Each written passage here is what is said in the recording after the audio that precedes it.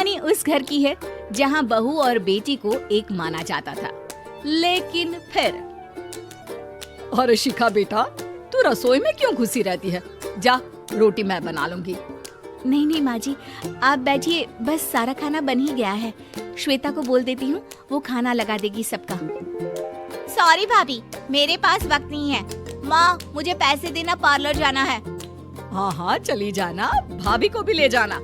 वो भी जाने को बोल रही थी पार्लर, पर पहले ना मदद कर दे उसके खाना लगाने में। देख माँ, वो बहू है, उसे बहू रहने देना। इतना सर पर मत चढ़ा भाभी को। श्वेता, ज्यादा मत बोला कर। बहू और बेटी में कोई फर्क नहीं होता है। जा जाकर काम कर। ननद को माँ का भाभी से इस तरह प्यार करना बिल्कुल अच्छा नहीं लगता। वो बार बार किसी न किसी तरह माँ को भाभी के खिलाफ भड़काती रहती, लेकिन कोई फायदा ना होता। एक रोज, अरे बेटे किशन, जा बहू को कहीं घुमा कर ला। सारा दिन घर में काम करती रहती है। हाँ हाँ माँ, हम लोग जा रहे हैं ना गोवा। अच्छा जी, भाभी ने तो हमें बताया भी नहीं। वैसे तो सारी पंचायत करती है, ये गोवा वाली बात क्यों छुपा गई हमसे? अरे क्योंकि उसे खुद नहीं पता था बहन। मुझे टिकट सस्ती मिल रही थी तो मैंने बुक कर दिया। हाँ शिखा, पैकिंग कर ले, संडे हम जा रहे हैं गोवा। दोपहर में शिखा पैकिंग कर रही थी कि सास आ जाती है।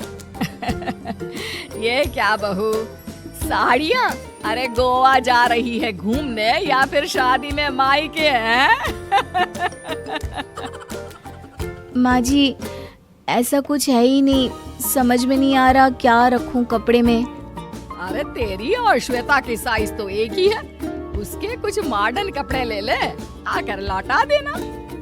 हाँ माँ जी, ये ठीक रहेगा। शिखा श्वेता के पास जाती है और उससे कपड़े मांगती है। ना जी ना, मैं अपने कपड़े ना दूं। वैसे भी फैल जाएंगे मेरे कपड़े, बहुत महंगे वाले हैं। शिखा मुंह लटकाकर कमरे में आ जाती है तो सास कहती है, चल तैयार हो जा, तुझे मैं शॉपिंग करा कर लाती हूँ गोवा की।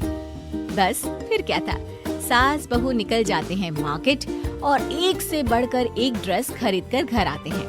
पहले बता देती कि नए कपड़े दिलाने वाली है भाभी को, तो मैं अपने ही दे देती ना भाभी को, मुझे दिला देती नए कपड़े। देख श्वेता, परिवार का मतलब सबके साथ रहना होता है, ना कि सिर्फ अपना सोचना। वैसे भी तुझे अच्छे संस्कार सीखने चाहिए। और रही बात कपड़ों की, तो शिखा, आज से घर पर भी तू मॉडर्न कपड़े ही पहनेगी। कोई जरूरत नहीं है ये साड़ी वाड़ी लपेटने की। अब क्या था, घर पर श्वेता और शिखा एक जैसे रहते। एक बार पड़ोसन आती है। अरे बेटा, अपनी माँ को तो बुलाना जरा, बात करनी है। शिखा सास को बताती है और रसोई में चली जाती है। ये आपकी बेटी बहुत बड़ी हो गई है, इसके लिए एक रिश्ता है, कहो तो बता दूं। ये बेटी नहीं बहू है, घर में सब एक जैसा ही रहता है। वैसे मेरी बेटी भी बड़ी हो गई है, कोई रिश्ता हो तो जरूर बताना। पड़ोसन रिश्ता लेकर उन लोगों के घर आती है। तब श्वेता की होने वाली सास कहती है, तो ये घर है, कितने मंजिल का है? और ये बहू ने आपकी क्या पहन रखा है, जीन्स टॉप? अरे भाई, साड़ी वाड़ी नहीं है क्या इसके पास? देखिए, सर्दी है तो साड़ी में बहू कैसे मैनेज करती, वैसे पहनती है साड़ी भी।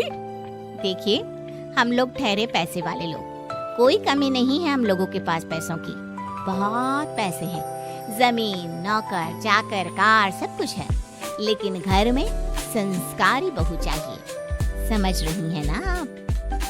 सास कुछ कहती कि श्वेता बोल पड़ती है, हाय रे, नौकर चाकर से लेकर जमीन, कार, पैसा, हाँ हाँ, मुझे रिश्ता मंजूर है, मंजूर है मुझे। अरे रुक जा श्वेता, मैं बात कर रही हूँ ना। देखिए, हम लोगों के घर इतनी आजादी नहीं मिलेगी। अरे हाँ कर देना माँ, हाँ कर दे जल्दी से। सास क्या करती, बेटी की शादी ऐसे घर में कर देती है जहाँ ना उनके विचार मिलते हैं और ना ही आचार। शादी के बाद एक रोज फोन पर, श्वेता बेटा, एक बार घर आ जा, बहुत दिल करता है तुझे देखने का। माँ, वो घर पर बहुत काम होता है, कैसे आऊँ? बड़ा घर है, लेकिन आने जाने वालों की लाइन ही लगी रहती है। बेटा, मैं तो जानती थी उस घर का हाल, लेकिन तू ही नहीं मान रही थी। माँ देख, हर घर का यही हाल है। तेरी बेटी को यहाँ घूंघट हटाने की परमिशन नहीं है और एक तरफ भाभी स्कर्ट पहनकर घूम रही है। बेटा, मुझे क्या पता था कि मेरी बेटी को ससुराल के नाम पर पिंजरा मिल जाएगा। अच्छा माँ, फोन रखती हूँ, सास को गर्मा गर्म रोटी खिलानी है। तुम लोगों की तरह नहीं कि एक रोटी बनाओ, एक सब्जी बनाओ, फिर सारा दिन फ्री होकर घूमो। सास फोन तो रख देती है, लेकिन सोच में पड़ जाती है कि एक तरफ बेटी जिसे कोई आजादी नहीं, वहीं दूसरी तरफ बहू जिसे देखकर लगता ही नहीं कि उसकी शादी भी हुई है। अगले रोज। शिखा, अरे ओ शिखा। हाँ माँ, क्या हुआ? कुछ चाहिए आपको? मैं जिम जा रही थी। जिम के कपड़ों में बहू को देखकर सास को घूंघट में अपनी बेटी का ख्याल आता है। देख बहू, घर में बहू की तरह रहा कर। इतने टाइट कपड़े पहनकर जिम जाना पसंद नहीं मुझे। जा जाकर रोटी बना। रोटी? माँ, अभी तो शाम के 6 बजे हैं, इस वक्त रोटी? अब क्या मेरे खाने पीने पर भी पहरा है? अरे जब मर्जी तब मैं अपने घर में खा भी नहीं सकती क्या? बहू को अजीब लगता है। वो समझ नहीं पाती कि जो सास कल तक इतनी सपोर्टिव थी, उन्हें अचानक से क्या हो गया। वो किचन में जाती है, गरम रोटी के साथ 2 तरह की सब्जी, रायता, सलाद सब लेकर सास के पास आती है। माँ जी, खाना। इतना सारा खाना? राक्षस समझा है क्या मुझे? रोटी मांगी थी मैंने गर्मा गर्म बस। पर माँ जी, रोटी खाती किससे आप? सब्जी तो बनानी थी ना। अरे भूख मर गई मेरी तेरी बहस से। जा जाकर काम कर, अंदर पूरी रसोई साफ कर। बहू अंदर चली जाती है। थोड़ी देर में श्वेता घर आती है। अरे शिखा, जल्दी से चाय ला, पकवान बना, मेरी बेटी आई है। अरे नहीं नहीं माँ, ड्राइवर बाहर खड़ा है। मैं तो घर का कोई सामान खरीदने के बहाने यहाँ आ गई हूँ, मुझे जाना होगा। अरे बेटा, पर कितने दिनों बाद देख रही हूँ तुझे। रहने आ जाना 2-4 दिन के लिए। आ जाऊंगी माँ, जब मेरी सास मरेगी तब। मैं तो रोज मन्नत मानती हूँ कि मेरी सास मर जाए तो अच्छा है। अच्छा चल, जा रही हूँ माँ। हे भगवान, कैसे कैसे दिन देखने पड़ रहे हैं मेरी बेटी को। सास अंदर जाती है, जहाँ श्वेता की जिम वाली सहेली का फोन आया होता है। क्या बात है, आज जिम नहीं आई? अरे पता नहीं यार, आज माँ को क्या हो गया अचानक।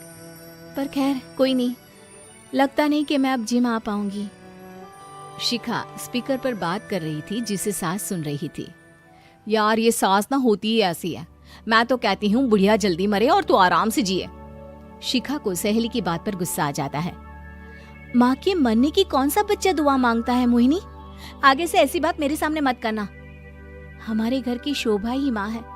क्या हुआ जो थोड़ी सख्ती दिखा रही है? उसमें भी कोई ना कोई उनकी भलाई ही होगी। मैं तो कहती हूँ भगवान मेरे जैसी सास सबको दे, जो सिर्फ माँ की तरह है। सास वाली तो कोई बात ही नहीं है उनमें। सास ये बात सुन रही थी। उनकी आंख में आंसू आ जाते हैं कि क्यों वो बेटे की किस्मत में बहू को भी भागीदार बना रही थी। शिखा, अरे ओ शिखा, क्या हो गया?